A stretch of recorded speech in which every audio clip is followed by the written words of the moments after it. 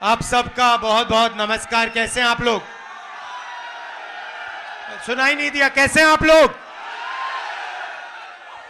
BJP का system, एक व्यक्ति ध्यान भटकाता है, कभी आपको बॉलीवुड की बात बताएगा, कभी आपको उधर देखने को कहेगा, कभी सर्जिकल स्ट्राइक की बात करेगा, मगर ध्यान भटकाएगा आपका। उसके बाद पीछे से अदानी जी आएंगे, जेब काट जाएंगे, और दूसरी तरफ तीसरी साइड अमित शाह जी चुप ऐसे बैठे रहेंगे, देखते रहेंगे कि अगर किसी ने कुछ किया तो मैं दिखाता हूं। ये इनका सिस्टम है। अब मैं आपसे सवाल पूछना चाहता हूं, इस देश में पिछड़ों की कितनी आबादी है? 50% पिछड़े हैं। इस देश में माइनॉरिटी की कितनी आबादी है? 15% माइनॉरिटी है। इस देश में दलित कितने? दलित भाई 8% नहीं 15%। और आदिवासी कितने? 8%।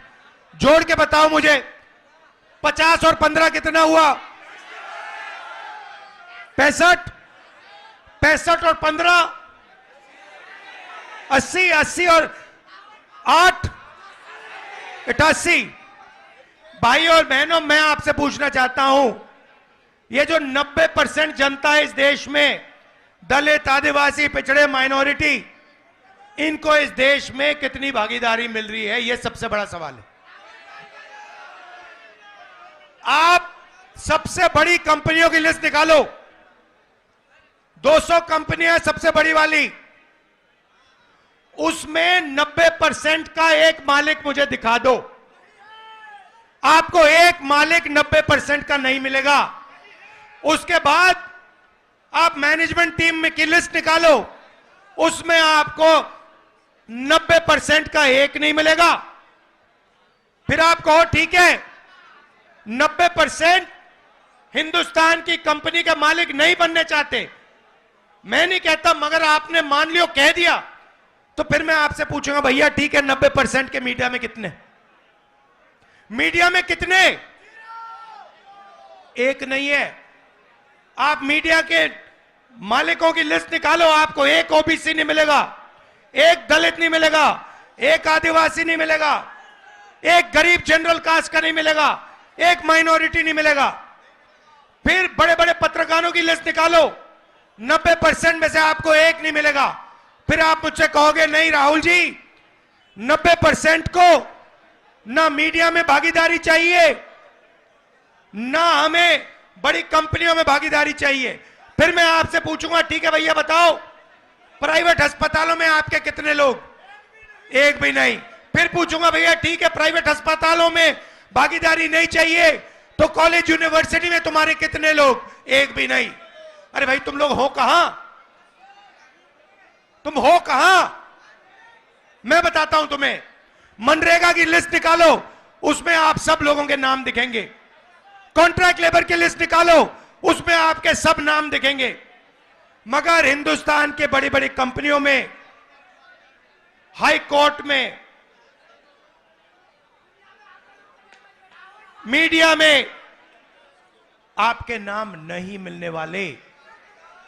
मुझे बताओ, हिंदुस्तान के एयरपोर्ट किसके हाथ में है?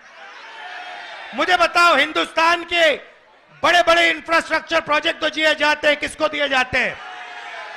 मुझे बताओ, हिमाचल के सेब किसके हाथ में जाते हैं?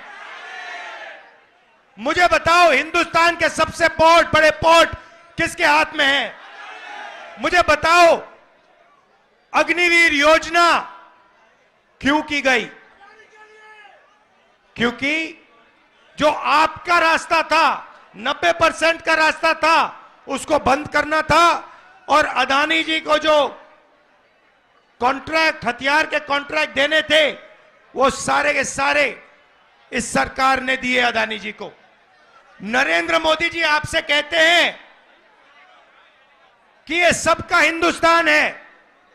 ये सबका हिंदुस्तान कैसे है अगर इसमें 90% लोगों को कोई भागीदारी नहीं मिल रही? हमने मैनिफेस्टो में साफ लिखा है, मैं आपको रास्ता भी बता देता हूं। अगर 90% को भागीदारी चाहिए। तो पहला कदम, जैसे जब हाथ टूटता है पहला कदम क्या कराते हो आप?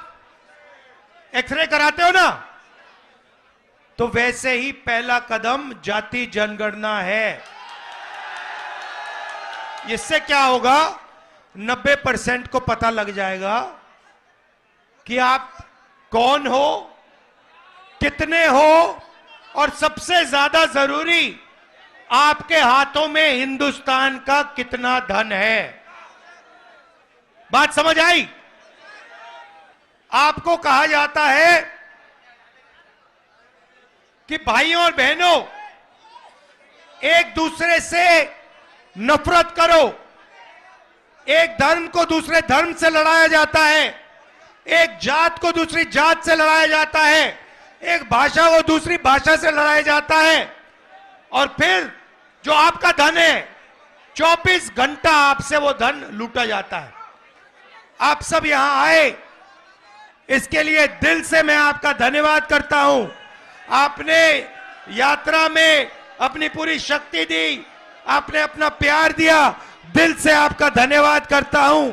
नमस्कार, जय